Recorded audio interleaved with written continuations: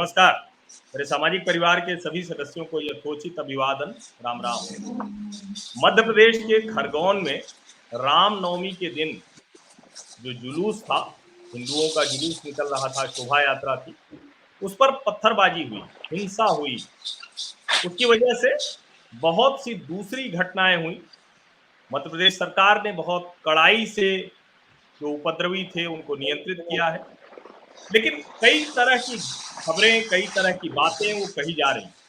नए पुराने वीडियो निकालकर उस घटना के पक्ष और विपक्ष की चर्चा हो रही है। अब ऐसे में क्या है खरगोन की हिंसा का सच?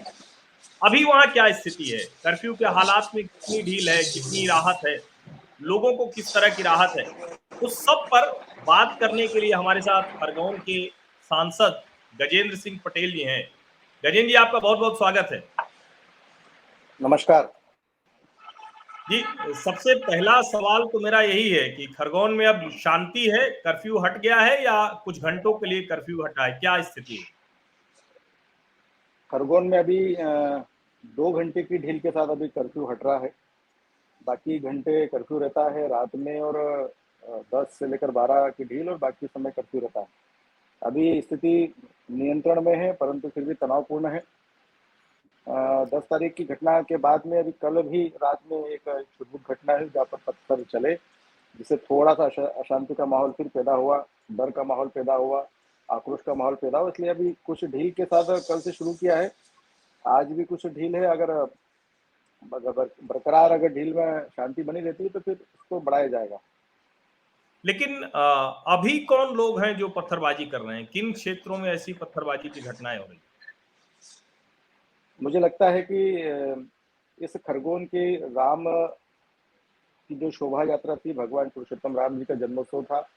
पूरे देश भर में इस जन्मोत्सव को मनाया जा रहा था, क्योंकि 2 साल कोरोना के बाद ये धार्मिक उत्सव बड़े रूप में आयोजन हो रहे थे। और लोगों के मन में खुशी भी थी कि अयोध्या में राम जी का मंदिर का निर्माण शुरू हुआ, और शुरू होने के बाद में वो अपने इस खुशी का त्यौहार नहीं मना पाए क्योंकि कोरोना बीच में था।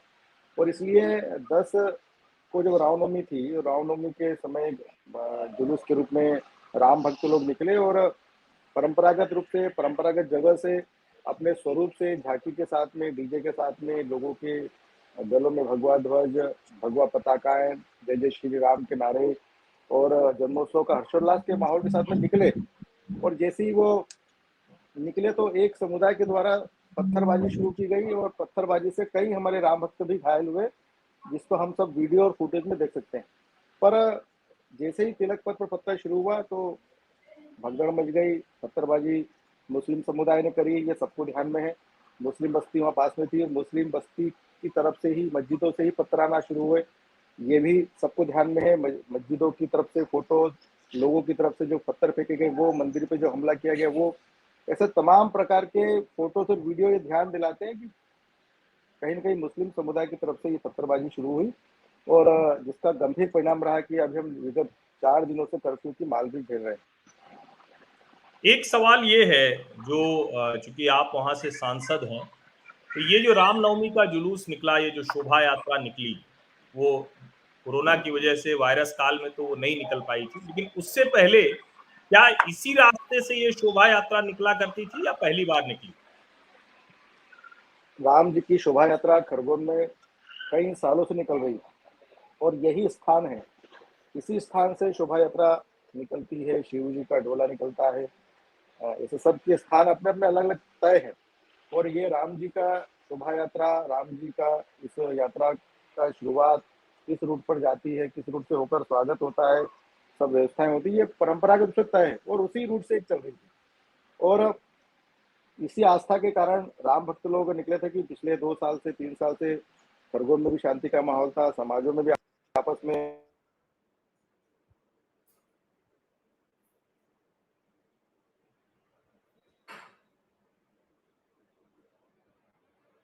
शांति समिति की बैठक के बाद में, शांति समिति में चर्चा होने के बाद में सभी तीज त्योहार किस प्रकार से मनना चाहिए, ये पूरी व्यवस्थाएं प्रशासन शासन ने करके रखी थी। परंतु जिस प्रकार से राम जी की रथ यात्रा चली, थोड़ी आगे बढ़ी, और जैसी उसमें पत्थरबाजी हुई तो एकदम पूरा समुदाय अचंभित हो गया। तो पत्थरबाजी तो ठीक है, पत्थर तो लगे ही, उसके साथ में खरगोन की जगह जगह संजय नगर हुआ, भावसार मोहल्ला हुआ, तवड़ी मोहल्ला हुआ, सराफा बाजार का हिस्सा हुआ, आपका आनंद नगर का हिस्सा हुआ। ऐसे कई क्षेत्रों में भी एक साथ पत्थरबाजी शुरू हुई, जिसका उदाहरण देखने को मिलता है कि कहीं के प्री प्लानिंग से ये पत्थरबाजी की गई और जगह जगह पर हिंदू घरों में हिंदू लोगों पर पत्थरबाजी करने का क्रम मुस्लिम बस्ती के द्वारा से उनके युवाओं के द्वारा शुरू किया गया। निश्चित तौर पर बड़ी दुखद घटना है और इस दुखद घटना के कारण पूरा खरगोन नहीं, पूरा मध्य प्रदेश का हिंदू समाज असंतोष भी है और असंतोष के बाद उनको गुस्सा भी है कि क्या राम की शोभा यात्रा जो निकालते हैं क्या उनको पत्थरबाजी होना चाहिए? पत्थर कहाँ से आए?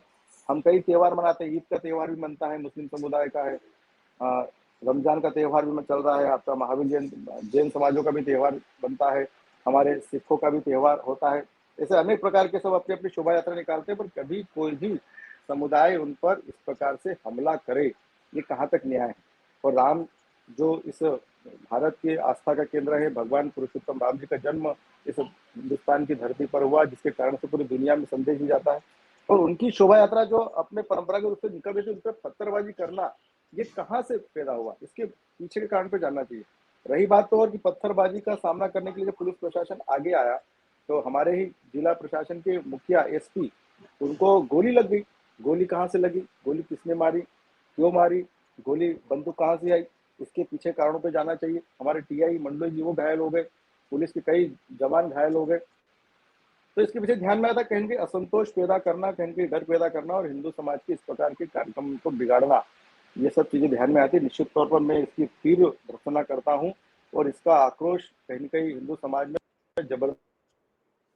गजेंद्र जी, जो आप कह रहे हैं कि इसकी साजिश थी, पहले से तैयारी थी और सिर्फ शोभा यात्रा के रास्ते पर नहीं और भी कई जगहों पर ऐसी पत्थरबाजी हुई, तो क्या पुलिस को वो रिपोर्ट नहीं थी या फिर वो जो रिपोर्ट थी उतनी गंभीरता से वो रिपोर्ट नहीं ली गई? आप कह रहे हैं कि पुलिस के जो प्रशासन की मुखिया हैं उनको भी गोली लग गई, तो ये तो बहुत गंभीर बात है। इसका मतलब कि वो तैयारी तो बहुत बड़ी रही होगी, तो जिस प्रशासन प्रकार से क्या? हमारे सभी धर्मों के त्योहार होते हैं, वो मुस्लिम हो, जैन हो, सिख हो, हिंदू समाज का हो, शांति समिति की बैठक में सब प्रकार की चीजें तय होती है, कुछ पॉजिटिव कुछ नेगेटिव, उसको ठीक करके ही शांति समिति निर्णय होता है कि हमको ये त्योहार हमको इस तरीके से मनाना है। और इस बार भी ऐसा ही हुआ और शासन प्रशासन इस विश्वास के साथ में अपनी पुख्ता व्यवस्थाओं के अनुसार इस आयोजन में व्यवस्थाओं के आधार पर तैयार था। जैसे ही प्रशासन निकला, चालू हुआ, पत्थरबाजी हुई, सब असंजस में पड़ गए, पुलिस प्रशासन सामने आया। पर ऐसा भी नहीं था कि पत्थर फिर शुरू हुआ, ये भी अचरज की बात है। पत्थर शुरू होने के बाद में बंदूक की गोली चलना, बंदूक एसपी के पाँव में लगना, ये सबसे बड़ी घटना है और वो भी एसपी के पाँव में लगना, तो कहीं न कहीं पहले से सुनियोजित षड्यंत्र था। जगह जगह मोहल्ले मोहल्ले में इस प्रकार से हिंदू घरों पर आक्रमण करना, उनके घरों को जलाना, उनके घरों के सामान को बाहर निकाल कर गोली के रूप में जलाना। बहुत सारे आपने वीडियोस देखे होंगे, वीडियो ये बयान करते हैं कि पत्थर मारने वाले कौन थे, ये वीडियो में दिखाए गए हैं। आप लोगों के घरों में फुटेज लगा हुआ है, वीडियो लोगों ने वीडियो क्लिपिंग करी है, मुंह पर कपड़ा बांधे हुए हैं, इसमें बिल्कुल चिन्हित हो रहे हैं कि कौन लोग भी चिन्हित हो गए, शासन प्रशासन को सब लोग भी चिन्हित हो गए। परंतु उस संजय नगर, उस भावसर मोहल्ला, उस आनंद नगर, उस सराफा बाजार में जो हिंदू परिवार रहते थे, उनके घरों में घुसकर पत्थर मारना, उनके सामान को जलाना, ये किसने सिखाया? ये कहाँ से आया और ये करने की आवश्यकता क्यों पड़ी? कौन सा सराफा बाजार का हिंदू परिवार मुस्लिम के परिवार को घर में गया? कौन सा संजय नगर का हिंदू परिवार मुस्लिम व्यक्ति के ऊपर?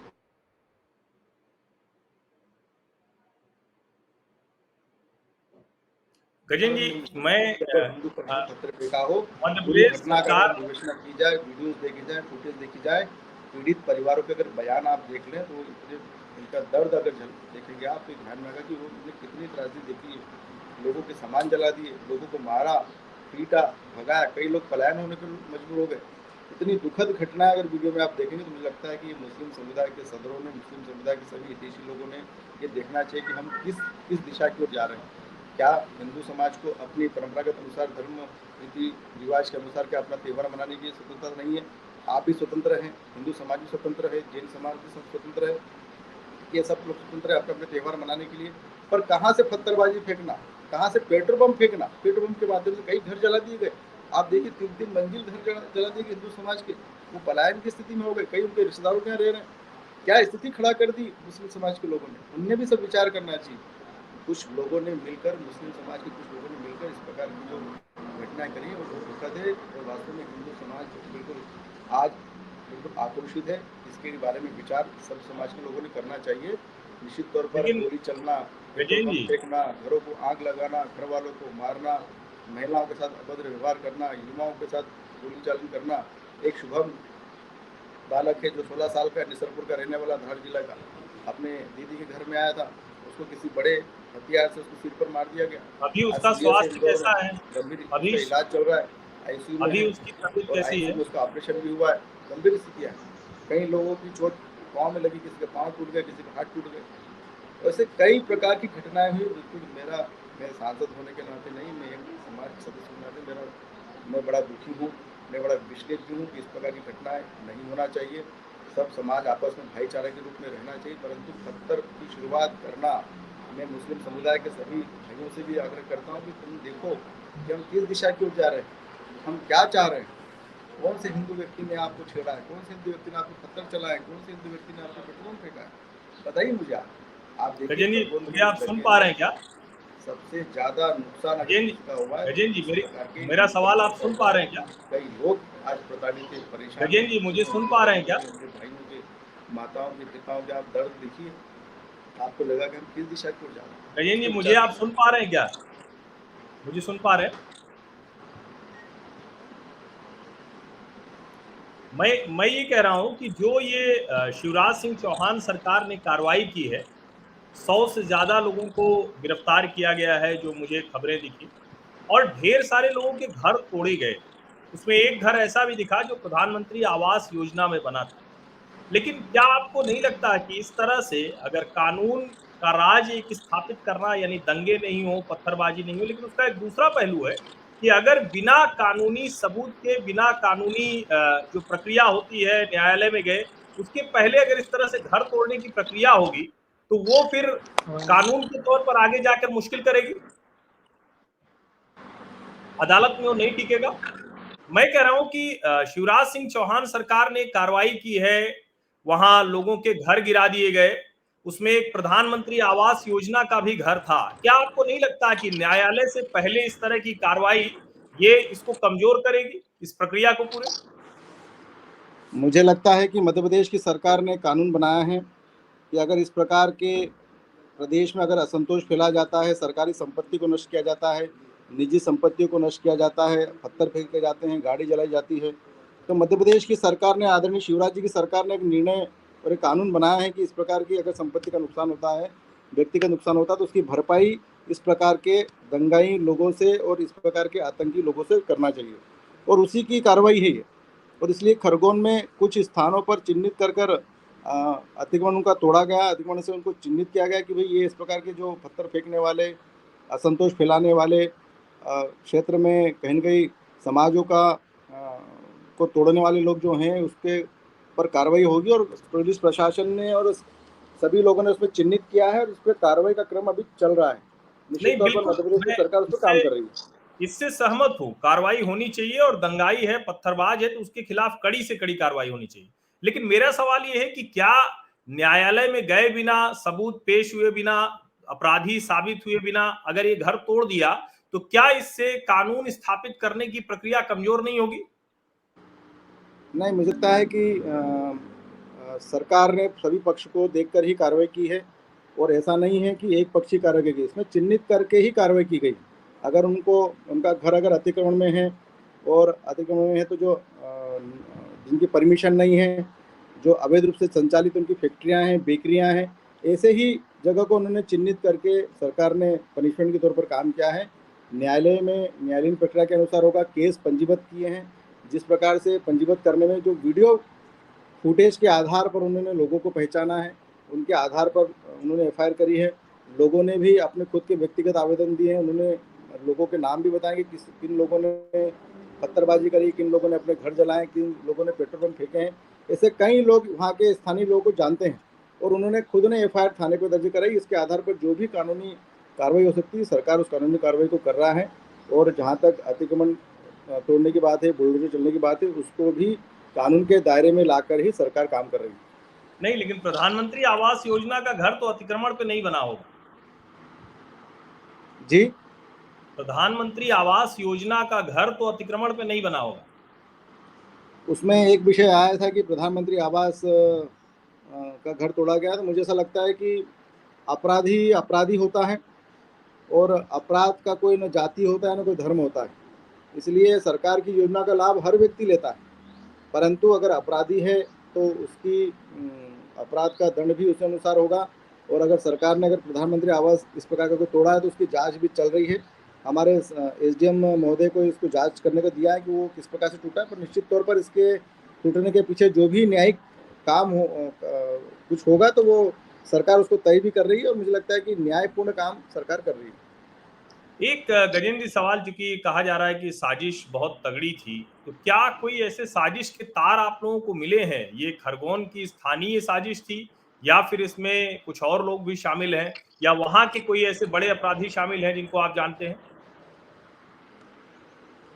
मुझे लगता है कि खरगोन की जितनी घटना घटी है उस घटना में आपने और पूरे देश भर के लोगों ने वीडियोज और फोटोज देखे हैं। कई लोग लिप्त होने की इसमें संभावनाएं हैं, और इसमें बाहरी लोग भी इन्वॉल्वमेंट है, ये भी पकड़ में आया कि क्या से 2 दिन पहले जब सर्चिंग की गई तो सर्चिंग करने पर कहीं बाहर के लोग भी इस खरगोन में पकड़ाए गए हैं। उनका खरगोन में क्या काम था, क्यों होटलों में रुके हुए थे, क्यों लोगों के घर में रुके हुए थे, क्या क्या कारण से वो रुके हुए थे, इस प्रकार से लोग भी ध्यान में आए हैं। पीछे कुछ अभी सर्चिंग में पुलिस प्रशासन को ध्यान में आया कि बाहर के लोगों के द्वारा कुछ फंडिंग भी किया जा रहा है, कुछ आर्थिक मदद भी की जा रही है, ये भी उसमें ध्यान में आ रहा है। कई लोगों इस प्रकार के चिन्हित किए गए हैं, कुछ लोगों ने व्यक्तिगत कहा है कि हम उस पीएफआई के हम सदस्य हैं, उसमें भी बड़े नाम उजागर खरगोन से हो रहे हैं।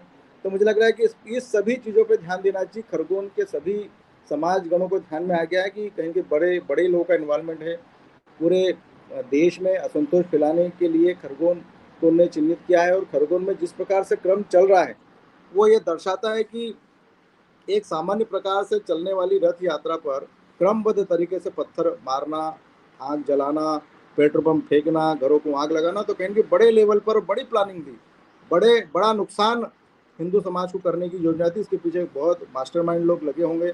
इसके लिए पूरी सर्चिंग मध्य प्रदेश की सरकार कर रही है, और मैं चाहता हूँ कि इस प्रकार की सर्चिंग होकर जो भी इस काम में जो लिप्त हैं, जो जिन्होंने असंतोष फैलाने का क्रम शुरू किया है, जिन्होंने समाज को आपस में झगड़ा करने का क्रम शुरू किया है, जिन्होंने समाज को तोड़ने का क्रम शुरू किया है, ऐसे लोगों को चिन्हित सरकार कर रही है, और निश्चित तौर पर उसकी दंड होना चाहिए। और समाज के, मैं मुस्लिम समाज के लोगों से भी कहता हूँ कि आपका समुदाय में सभी लोग ऐसे नहीं है, पर कुछ लोग ऐसे हैं, पर उनको भी आप आगे आगे चिन्हित कराकर शासन प्रशासन का मदद कराएं, और ऐसे लोगों को आप खुद सौंपें, तो मुझे लगता है कि शांति तभी कायम होगी। अगर इस प्रकार के पत्थर फेंकने वाले, आग लगाने वाले, घरों को जलाने वाले लोग आपके समुदाय में, आप लोग को ध्यान में कौन लोग हैं, आप एक कदम बढ़कर इस सरकार का में आप सहयोग करें, तो निश्चित तौर पर शांति तभी कायम होगी, क्योंकि पूरा हिंदू समुदाय जिस प्रकार से प्रताड़ित हुआ है, महिलाएं प्रताड़ित हुई है, पुरुष प्रताड़ित हुआ है, अच्छे अच्छे परिवार आज बेघर हो गए हैं, पूरा सामान मजदूर वर्ग बेचारे 2 वक्त की रोटी आज खाने को मजबूर हो। ठीक है जी, मैं ये कह रहा था कि ये जो घर, वहां पर मकान बिकाऊ हैं, ऐसी खबरें आ रही थी, ऐसे वीडियो आ रहे हैं, तो उन लोगों से आपकी मुलाकात हो पाई क्या? ऐसे लोगों से आप मिल पाए? कुछ लोगों पे जो अत्याचार हुआ है, कुछ लोगों के घर जला दिए गए हैं, सामान जला दिए गए, वो बहुत डरे हुए हैं, और आसपास का पूरा जो क्षेत्र है वो मुस्लिम क्षेत्र है। इसलिए आज से 3 साल पहले भी उनके उनके घरों पर इस तरह की घटनाएं हुई है। उन लोगों से मेरा मिलना हुआ, उनसे मेरी बातचीत हुई, और समाज के लोगों से भी बातचीत हुई। उन्होंने कहा कि भाई पिछले साल भी मेरा पूरा सामान जल गया, मकान जल गया, फिर मैंने 3 साल मेहनत करके फिर मैंने घर को बचाया, और फिर ये घटना हुई। मुझे रहना वही है, बार बार वही स्थिति बनती है, बार बार वही पत्थरबाजी होती है, घर को आग लगा देते हैं, तो मैं यहाँ कैसे रह पाऊंगा? इसलिए बोले मेरे को मेरा परिवार, मेरे को खुद को सुरक्षित रहना है, तो मैं मकान बेचकर अन्य जगह चले जाऊँ जहाँ पे मैं अपनी 2 रोटी खा लूँ। ऐसे कई प्रकार के लोगों ने ये घर बिकाऊ है इस प्रकार के बोर्ड लगाए हैं। निश्चित तौर पर ये दुखद घटना है। परिवार को पलायन की स्थिति नहीं बनना चाहिए, और इसलिए एक सांसद के तौर पर, और चूंकि भाजपा की ही सरकार है, तो आप क्या कैसे सुनिश्चित करेंगे कि ऐसे लोग वहां से घर छोड़कर नहीं जाए? निश्चित तौर पर हमने मध्य प्रदेश के मुख्यमंत्री आदरणीय शिवराज जी से बातचीत करी है। तो मध्य प्रदेश के मुख्यमंत्री आदरणीय शिवराज जी से मेरी चर्चा हुई है। उन्होंने कहा कि उसका हम जितना नुकसान हुआ है उससे पूरी भरपाई हम या तो जो चिन्हित किए गए हैं जिन्होंने पत्थरबाजी घर को आग लगाई उनसे वसूल करेंगे, देखो सरकार उनको पूरी मदद करेगी, उनका घर पूरा स्थापित करेगी और उनको जो लाभ मिल सकता है उसके लिए टीम बनाई है। और मध्य प्रदेश की सरकार ने 2 नामों को भी प्रचारित किया है कि अपने आवेदन कलेक्टर में जमा करें, मुआवजे को लेकर, आर्थिक सहायता को लेकर उनकी सर्वे कराकर जो अधिक से अधिक हो सकता है सरकार करने को तैयार है, उनको पुनः बताया जाएगा। या तो जिन लोगों ने इस प्रकार का प्रयत्न किया है उनके माध्यम से या सरकार खुद करेगी, तो दोनों चीजें सरकार ने तय करी। निश्चित तौर पर सरकार उनके साथ खड़ी है। कोई भी व्यक्ति इस प्रकार की घटनाओं में अगर उसका घर जला दिया जाता है, नुकसान होता है, तो इसमें खरा इससे वसूल करेंगे या फिर सरकार उसको पूरी मदद करेगी। नहीं तो आप ये भरोसा दे रहे हैं कि कोई भी व्यक्ति, कोई भी हिंदू परिवार वहां से छोड़कर नहीं जाएगा या कोई भी परिवार छोड़कर नहीं जाएगा? निश्चित तौर पर हम पूरे परिवार को विश्वास दिला रहे हैं, पूरा समुदाय विश्वास दिला रहा है और इसमें वो तय भी कर रहे हैं कि हम इस प्रकार के लोग पलायन न करें, वहीं रहे। और मैं मुस्लिम समाज के लोगों से भी आग्रह करता हूँ कि आप भी एक कदम बढ़ के प्रेम का वातावरण बनाए। अगर इस प्रकार का पलायन होता है तो पूरा समुदाय अभी तो आक्रोशित है ही, और अगर पलायन होता है तो उसके कारण से भी असंतोष फैलेगा। तो थोड़ा सा पलायन न हो इसके लिए हम तो प्रयास कर ही रहे हैं। मुस्लिम समुदाय के लोगों ने भी इसको चिंतित करना चाहिए, क्योंकि अगर हिंदू समाज अगर पलायन करता है तो मुस्लिम समाज के लोग भी, कई लोग पलायन अभी कर रहे हैं। ये दोनों चीजें खराब है, तो उन्हें दोनों चीजों को देखना चाहिए। कई जगह पर हिंदू बस्ती ज्यादा है तो वो फिर मुस्लिम लोग पलायन होंगे, तो इससे अशांति बनी रहेगी। और इसलिए मैं आपके माध्यम से मैं मुस्लिम समुदाय के लोगों से भी ये विशेष आग्रह करता हूँ कि आप इस प्रकार के कृत्य न करें। अगर कृत्य करेंगे तो इससे गंभीर परिणाम हिंदू समुदाय के मन में बड़ा आक्रोश भरा हुआ है, परिणाम उजागर हो सकते हैं। और इसलिए आप सौहार्दपूर्ण वातावरण बनाए, मिलकर वातावरण बनाए, क्योंकि ये घटना अभी शुरू करी है, इसको खत्म आप लोग कर दें, नहीं तो गंभीर परिणाम स्थिति बनने की स्थिति क्यों पैदा कर रहे हैं। इसलिए मेरा विशेष तौर पर उनसे भी आग्रह है कि आप हिंदू समाज के साथ बैठकर इस तरह घटनाओं को आप विचार करें, न हो, ये मेरा पुनः आग्रह है। मैं चाहता हूँ कि मेरा खरगोन बड़वानी लोकसभा के सभी जनता शांति से रहे, सुख से रहे, प्रेम चारे के साथ में रहे। देश के प्रधानमंत्री आदरणीय मोदी जी चाहते हैं कि हम सभी समाजों के विकास की बात करते हैं, इसलिए मुस्लिम समुदाय के परिवार की भी विकास की बात देश के प्रधानमंत्री करते हैं और करी है। जैसे प्रधानमंत्री आवास जिसका टूटा है वो मुस्लिम महिला है, तो हमने कभी ये नहीं देखा कि हिंदू को ही देना है। मुस्लिम अगर गरीब है, अगर वो उसको आवश्यकता है तो मिलना चाहिए। हम इस आधार पर काम करने लोग हैं, और इसलिए इस प्रकार की यात्राएं, धार्मिक त्योहार पर पत्थरबाजी करना इस समुदाय के कुछ लोगों के द्वारा ये अशोभनीय है, और इसलिए इस प्रकार की कृत्य न हो, ये मेरा विशेष तौर पर आग्रह। आखिरी बात कि अभी कब तक लग रहा है आपको कि स्थितियां सामान्य हो जाएंगी, और क्या प्रशासन, सरकार पर भी किसी की जिम्मेदारी प्रशासनिक तौर पर होगी? ये जो इतनी बड़ी चूक हुई, इतनी ज्यादा आपस में संघर्ष की स्थिति हुई, तो क्या कोई प्रशासनिक चूक का भी है? और अभी जो आप लोगों की बातचीत हुई, जो समुदायों के साथ जो शांति समिति होती है, प्रशासन के साथ मिलकर आप सांसद हैं, तो उसमें क्या स्थिति है? इसका जवाब इन तीनों सवालों का दीजिए, तो हम यही चर्चा ये खत्म करेंगे। अभी वर्तमान में खरगोन की स्थिति अभी कंट्रोल में तो है, पर संतोषजनक नहीं है। मैं आपके माध्यम से कुछ पीड़ित परिवारों के बार बार ये सब चीजें ध्यान में आ रही है। पीड़ित परिवारों में आक्रोश है, तो हिंदू समाज में आक्रोश है। यात्रा पर कथाओं करके, आंदोलन करके जिस प्रकार से कर्म हुआ है वो अशोभनीय है। और अभी जो तरकीब चल रहा है उसमें भी कई मुस्लिम प्रकार के पक्ष के लोगों के द्वारा कल भी कुछ घटनाएं की गई है, तो ये अगर रुकेगी तो हम खरगोन खोलने की स्थिति में आ जाएंगे। और इसलिए ऐसा कृत्य न करें। अगर ये क्रिया चलती रही लंबे समय तक तो लंबा करती चलेगा। शासन और हम सब लोग शांति की बात कर रहे हैं, शांति से खरगोन वापस खड़ा हो जाए।